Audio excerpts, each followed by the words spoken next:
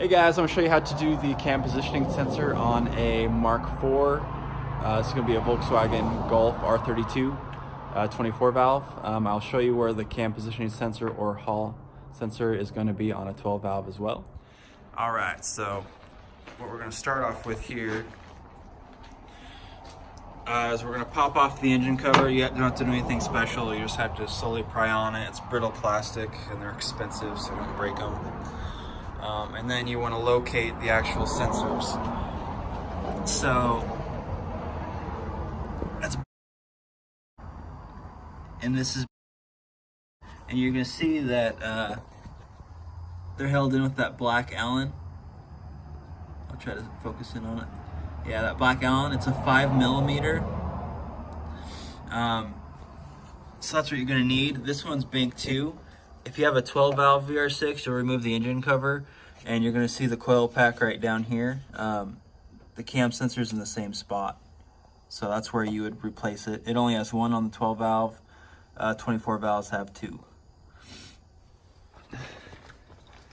So I was able to make a quick run to the junkyard, and I was able to pull a couple of them, honestly. So I have 2.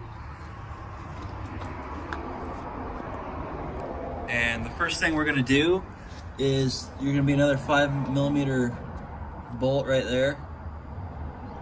And then this one's kind of a pain in the ass, but this one right here, another 5mm.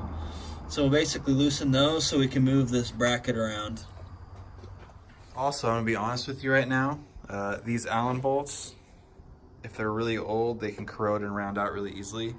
So do not use the rounded Allen. Make sure you use the actual flat one. And I'll kind of show you the trick if you can't seem to get to it. I have a socket set, I'm just not using it. I just decided to be lazy, so I'm gonna use just this. So if you don't have an actual ratchet with a socket on it, here's the little getaway. I just use a normal socket just so I can get some leverage on the end right here, and then twist, and it breaks it free. And then you're going to go ahead and unthread this guy.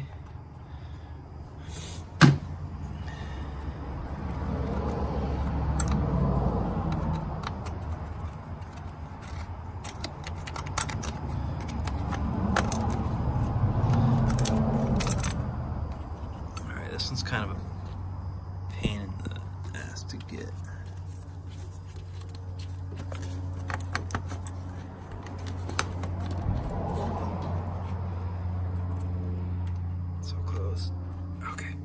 Got it. Alright, so now we can kind of move this bracket kind of forward and backwards. This one's kind of hard to get to, so you kind of have to push it, and you want to be careful because this right here is very brittle. This little nipple right here, which connects to, you can't really see it, but there's a rail right here, a coolant rail. So if you're moving this, make sure you're not really messing with that, because if you break that, then you gotta spend, I think it's like $40 at a parts store if they have it for a aftermarket one. So yeah, you're gonna see how we're going to push it from the bottom here to help give us that extra length to get there. And then once you have it pushed, you're gonna use your other hand and slide the Allen in there, so that way you can get it in. See how I did it. So I was able to get the Allen in there, and I just used this to push the rest of the bracket. Alright, so I was able to wiggle it out. Here's the old one, a little dirty. Let's see where it came out.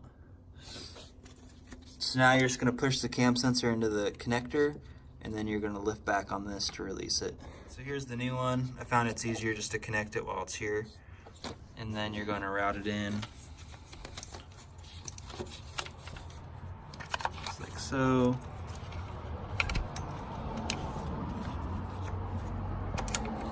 Sorry, it's kind of hard to do this while filming it.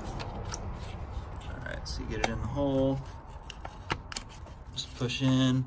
It pretty much lines itself up, as you can see.